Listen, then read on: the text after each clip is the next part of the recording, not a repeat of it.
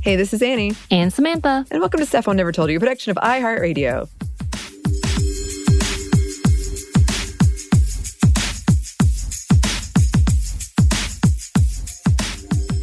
And today we are doing a bit of a lighter Monday mini. To be honest with you, this was originally meant to be one of my happy hours, but then The Last of Us kind of took over all of my happy hours. As it should.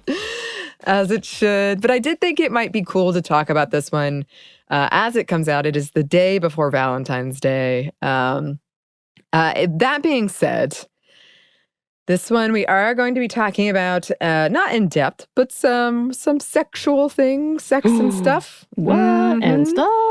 And stuff. And also, this is my personal take. I just want to be super clear on this. We're talking today about slash and fanfiction, which I'll explain more in a second, but this is my personal take. I know it's not the same for everybody. I have gotten in arguments with some friends about how it's not the same for everybody. So I understand that. This is just definitely me trying to kind of work some stuff out. And I'll talk about that more in a second as well. So you can see our episodes on Fanfiction, specifically on DubCon. The book club we did on the book DubCon would be good for this one. We've talked about this a lot in episodes I can't remember, but it comes up a lot because I read a lot of fanfiction. So I'm sure there's other things. But okay, that being said, let's talk about slash. So slash... It is basically, it denotes a romantic, usually sexual relationship between two characters and usually two men. But not always, but usually two men. I've been reading old fan fiction since 7th grade, and I am far away from 7th grade right now. I've heard that the term has kind of evolved.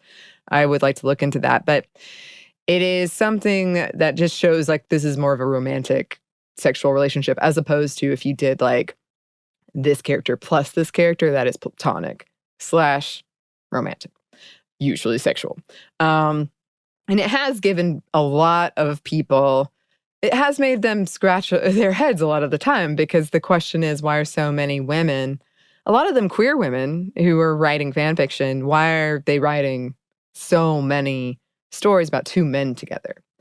And there are a lot of theories why that is. There's also a lot of very, in my opinion, hilarious articles about, women, what's wrong with you? Fan fiction is so scary. It just really is something people, especially people who don't write fan fiction, struggle to understand. And I've talked about it before. That's actually not really my point today, though. I wanted to talk about something that came up when I was talking with my other friends about what we read when it comes to fan fiction. And I realized I can't read hetero fan fiction, or at least it can't be, I can't read if that's the main thing in terms of a sexual relationship. And it just made me wonder, why is that? It's just definitely, I was thinking about it, I can read a story where there's a hetero couple and they're super happy and super healthy. And I love that, actually. Mm-hmm. But I can't read the deeper romantic part or the sexual part at all.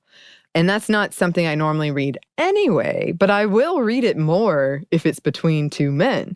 So I was just kind of what could this be? And one of the biggest reasonings people have behind it, which we have talked about before, is the power dynamic. There's an inherent gender power dynamic between men and women. So I was maybe that's it. Maybe I'm always kind of constantly questioning, is this consensual in a way I don't, which I still should, but in a way I don't in relationships of the same sex. Because I also will read two women together. I can do that. But then I remembered, as we discussed in our conversation about DubCon, and I want to come back to this so badly, is I do read, not very often, but I do read fan fiction from the ABO universe, which, as you might recall, that stands for Alpha, Beta, Omega. And that's when there's kind of a biological, you have a secondary gender, it's biological. One of them, in my opinion, is very clearly still feminine. One of them is still very masculine. And there's biological and usually societal reasons why one is lesser. The Omega specifically is lesser. And the Omega is the feminine one can get pregnant, usually whether it's a male character or not. So I read that. So it can't be just the power dynamic, right? Because that's still like there's a male character and a female character. And there's still there's a differential in power no matter what still. Mm-hmm. Yeah, and I've said that before where I feel like in a lot of slash couples between men specifically, there is still a character that I would say is coded very feminine, especially in what I read at least, which again, perhaps I'm like in my own niche, as I've said, and maybe there's a lot more that I don't realize. Probably there is. There is still kind of this idea, which is a toxic idea, but I get why people read it. But that toxic idea of like, oh, I'm desired, I'm sexually desired. There's something like hard to resist about me, which we've talked about in other episodes as well. Like when we talked about like the Women Love Monsters episode and things like that. I'll also say I've seen kind of a rise of characters where the feminine character is trans, written by a trans person usually, which I find really interesting. And a lot of the characters I read that I connect with are trans. So that's something else that I'm kind of like stewing on. I don't know. I'm trying to figure that out. But that is interesting. And one of the, I mean, it's no surprise to anybody, but I'm usually talking about Luke Skywalker here, but he's often written as trans. And he is kind of very pretty and feminine in terms of a lot of the, and I've said that before, like he's written in a way that he's very kind of equally balanced, I would say, at least in the original trilogy between masculine and feminine coded things. So that's been really interesting to me to see that, because that definitely wasn't happening when I was first starting reading fan fiction. I'm happy it is now, as long as it's done well and not harmfully. Right. One of the other things that people throw out and why maybe people don't like, why they're writing two men together is because of pregnancy. Because if you take out the looming, in heavy quotes, looming threat of pregnancy, then that's one less thing you have to worry about in these relationships. But again, there's something called impreg. It's not super popular, but men can get pregnant in a lot of fan fiction. Is it like real pregnancy or is it like alien movie pregnancy? It's real pregnancy. Okay. It's real pregnancy. However, this, again, is very personal to me, but I do think that they're onto something in terms of, like, I have hang-ups around my own body, like my own woman body. And so I think that it's easier for me to not read about, because it'll just, like, trigger something inside me about my body. Right. I mean, maybe it's also we're always on the defensive. And when we see women being written in general, that we kind of cringe and are always on edge. Yeah, that's true.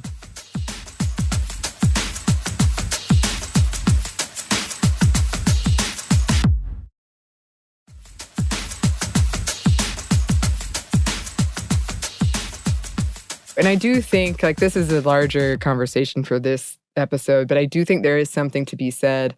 And again, I'm not putting this on anyone else, but for me, like, I've really internalized, like, even if something is being written in a way that is very respectful, I've just internalized that a lot of the, like, shaming when it comes to women and their bodies and sex and being sexual, and a lot of the, like, will this turn into something non-consensual very quickly? Like, how consensual is it?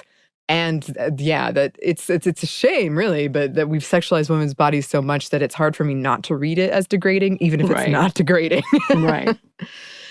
Which, to reiterate, is my own stuff. I know it. But I think that is part of it. I think that is something that I would like to undo, but it is just, it's hard to describe the feeling when I come across, like, a heterosexual sex scene in fan fiction where I'll, like, slam oh God.